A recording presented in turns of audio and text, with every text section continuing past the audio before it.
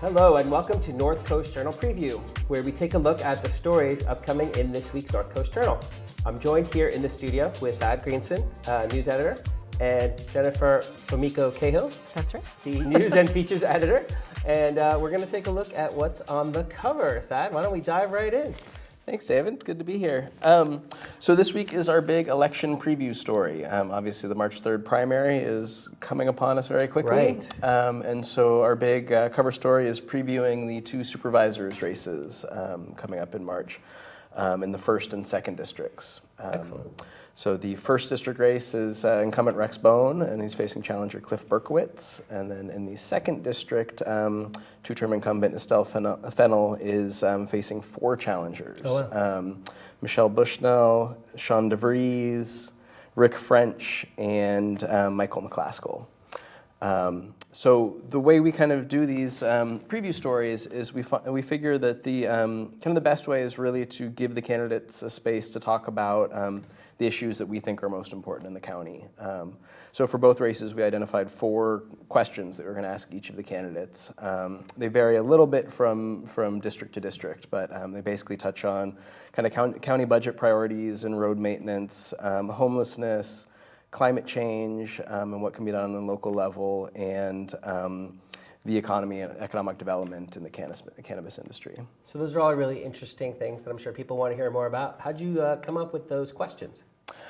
Just, I guess kind of roundtabling it as a newsroom and talking about the things that we think are kind of the most important issues locally, but then also the things that the supervisors really have a hand in controlling and impacting, whether it be through land use decisions or budget decisions. So please do share with us some teasers about what we can expect when we read it. Yeah, so to me it was a really interesting contrast between the 1st district and the responses that we got and the 2nd district, in that the 1st district is very much, I think it's interesting, but it's very much the kind of the classic incumbent versus challenger framing. The incumbent is talking a lot about, the incumbent Rick Bone is talking a lot about the concrete things that the county is doing currently, kind of problems that he inherited when he came into office, and things that he thinks are steps that are being made to address it. So kind of concrete plans that are rolling out. And Berkowitz, the challenger, is kind of bringing a new perspective and talking about kind of bigger picture changes that he'd like to see. So I think that's kind of the classic dichotomy between the incumbent and the challenger. Which is pretty straightforward. Except that I would say that Berkowitz isn't spending that much time attacking Rex necessarily. No, that's true. And nor is Rex spending any of his time attacking Berkowitz. Yeah, there's a couple pointed things that Berkowitz brings up, but for the most part, yeah, it's a very amicable discussion. Right. I think if you came into it without having any background on it, you would see 2 people who maybe have never met. Yeah. Yeah. Yeah, it's definitely a different tone than has been in some of the candidate forums. And then the 2nd district is kind of all over the place. There's some outside of the box thinking and some outside of the box ideas Outside being of all thrown boxes. out. Breaking down the boxes. For instance, one candidate throws out, actually as an answer to 2 questions, that he thinks psychedelic therapy, so where you have trained therapists administering psychedelic drugs to people and taking them through therapy. Which questions? So the question of what to do about homelessness, basically, and said that a lot of these homeless people are sick, they have mental illness and stuff, and a great way to treat that mental illness would be through psychedelic therapy. So he thinks this would be a big boon in kind of helping house the homeless population. But then he also pointed to an economic development question of saying that, we'll develop this hub of psychedelic therapy and we'll generate all this buzz, medical for lack of tourism, a better term, about Humboldt County, and people want to move here because it's on the front edge. So it's definitely creativity personified there. And then there's ideas about Humboldt County creating its own public bank and what am I missing? I mean, those are pretty far. Those are pretty wild, right? The creation of a bank, the creation of a medical industry. Yeah, and then there's some really concrete, grounded ideas of everything from progressing the plans that the county currently has in place through the general plan and stuff to address homelessness to, we need to revive the logging industry and have more timber production. So, it's an So is there interesting anything conversation. else that came across as particularly worthwhile or unconventional? Well, we ask some unconventional questions, which have become our convention. Oh, We yes. have a traditional set of questions that we have been chastised for being silly over these questions, but Yeah, so this I isn't stand by them. the interview itself. Is we also send out a separate questionnaire to each of the Oh, right, candidates that okay. we ask them to fill out, and it asks some very conventional questions about kind of biographical history, work history, and education history, and then asks them kind of in their own words to describe some of the priorities of their campaign and why they're give them a 200-word plug for why they're the right candidate for the job. But then we also ask some other questions like, what's your favorite movie? What's your favorite book? If your campaign had a theme song, what would it be?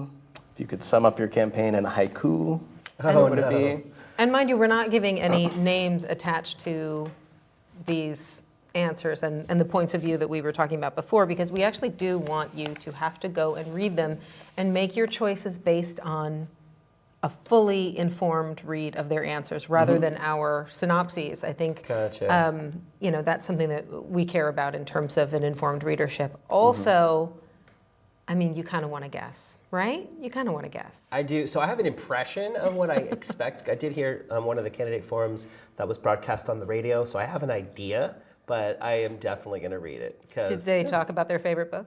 No. There's some interesting answers out there, and for us, we've gotten kind of chastised for like, why didn't you ask somebody's candidate's favorite color? Kind of belittling some of these questions, and we. I would push back on that and say I think they're interesting. They're kind of asking somebody's favorite book tells a lot about their personality. And when you're asking a political candidate about their favorite book, there's also a calculus that goes into the answer. For example, not in this campaign cycle, but some years back, we had a candidate who revised their answers to the favorite movie question 3 times. And to us, it just seems so clear that they were kind of round-tabling it with their advisors and trying to have the best strategic answer that would kind of win them the most votes. I would also argue, though, that as the person who does the arts and features part of the paper Right. and is constantly, arguing for the importance of that section, I think that what we care about in terms of art, entertainment, food, all the stuff that doesn't seem important in, comparison to, say, a political position, a plan for climate change. Yes, these seem like small, trivial things, but they are an insight into what we value, into what we experience, what our background is, what we think is important, our aesthetics, and our experience of the world. And so as much as the big issues, the big pictures are, of course, things that we need to know about a candidate, we have natural human curiosity. And you cannot have, for example, a presidential election without seeing these poor candidates, these poor hopefuls, eating fair food Right. with their whole face, and those pictures haunt them forever. Like deep fried butter. Yeah, yeah. The fair, sure. Yeah.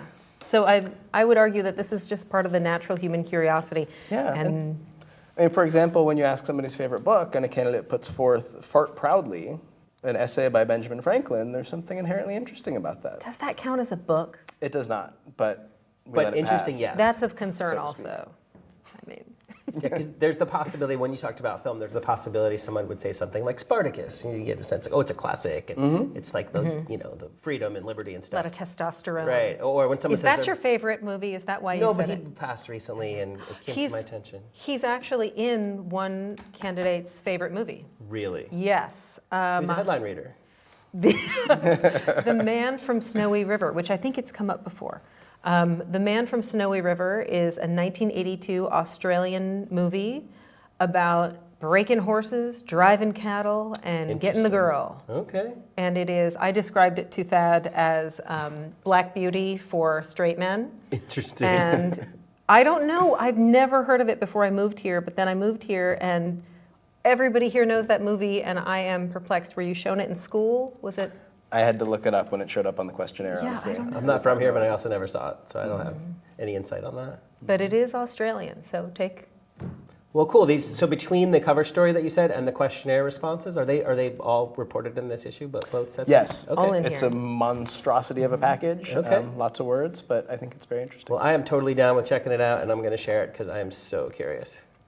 Excellent. Well, we're going to ask you, Jennifer, what's going on in the arts and features beat this week? Well, this week I have a column in On the Table, our food column, about, it's my What's Good. So usually I do, every couple of weeks I do a blog post about food that I would recommend someone eat in the county. Oh, I don't do traditional reviews where I go in and rate All a the stuff. restaurant on atmosphere and service and everything. I don't actually think that's helpful.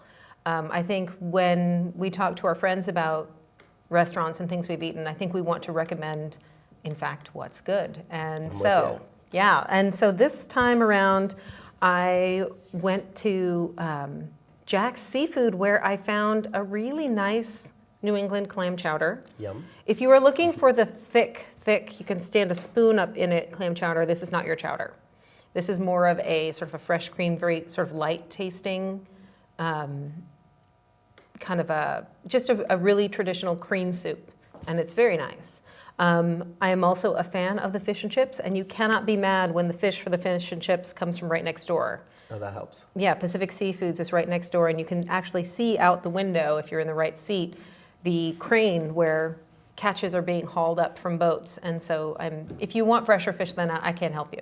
You have to actually go in the water and bite a fish. So people always ask about this, and this is great. I mean, I don't usually, there's a couple restaurants I recommend, but this one sounds like it's worth checking out. Yeah, I really enjoyed those items. And, would I recommend everything on the menu of every restaurant that I talk about? No, but these specific things I really, really enjoyed. And the same with, I went to Fat Anne's, and I had a very heartbreaking experience. Oh, I'm sorry, I hit my mic. I had the heartbreaking experience of going for fried chicken and the fryer being broken. Oh, no. I know. Pray for me, everyone. But you looked at the door, decided not to run. I didn't bolt. I instead had the shrimp po' boy, which is very good and which you should have. It is blackened shrimp on a homemade roll, which is lovely and soft. And you deserve fresh baked bread. You should have a sandwich with real bread on it. They make their own roll. Yes, they bake everything. Everything that you have there that's baked, anything but, Nice. honestly, the tortillas are the only thing I think they get brought in. And it's just lovely. It's lovely. And they have homemade dressing. And homemade ranch dressing is so wonderful. We've all been dumping whole different Cisco ranch dressing on everything and dousing our fries and Yeah. dousing our pizza, but are you a ranch dressing on pizza person? I'm not. But I'll say that I honestly forgot that I liked ranch dressing at all for several years until having homemade ranch again. Right? Totally different Totally thing. different. I think maybe we should ask a pizza it's question more like- next year. It's Right? more like the consistency of like buttermilk dressing. Yes, it's a buttermilk dressing. Gotcha. And it's fantastic, and I strongly recommend it. And also, if a thing that I didn't include in the article, but that I would like to share with you, if you are you a person who likes to eat cookie dough? Well, I lick it off the spoon, but I don't eat it like as a side dish. Because I must tell you that I think To the be fair. highest selling item at the HSU like delis on campus Right. for a while, the highest selling item was cookie dough, and there are no ovens in the dorms. Oh, People were just eating the dough. it's a little decadent, but I understand it. Yeah, I mean, I get the totally get impulse. it. If you are that person, Right. but you are not eating the raw cookie dough because you're not supposed to, it's not good for you. Because the egg, right? Right. The raw, and also raw flour. Oh, We're not raw supposed to be flour's eating raw flour. terrible. Yeah. Yeah, okay. So, Double whammy. double whammy. You can't do it. But the Fat Anne's cookie is as close as you can get to a chocolate chip cookie dough in cookie form. Like it still retains the cookie dough flavor. And so if you right on. want to have that, but you don't want to poison yourself, It's the way to do it. yes, go down there and get some cookies. That's actually kind of cool. We need to ask some food questions next year. Mm-hmm. Or when is our next round of elections? Well, maybe I don't do November if news. there's a runoff. See, we have a runoff. We ask about pizza toppings, whether a hot dog is a sandwich. That's like, Cookies raw or cooked? Oh my God, pineapple on a pizza. Let's get people fighting, pineapple pizza is a big fighting question. right? because it's either like an abomination or like, why not? Yeah. What qualifies as a taco? This is awesome. Is a hamburger a sandwich? Oh my Well, God. we I will keep fight going. you now. No fighting. You guys, thank you very much for joining us here in the studio today. This is fantastic. Everybody out there, pick up the North Coast Journal. It's on stands now. Stay informed.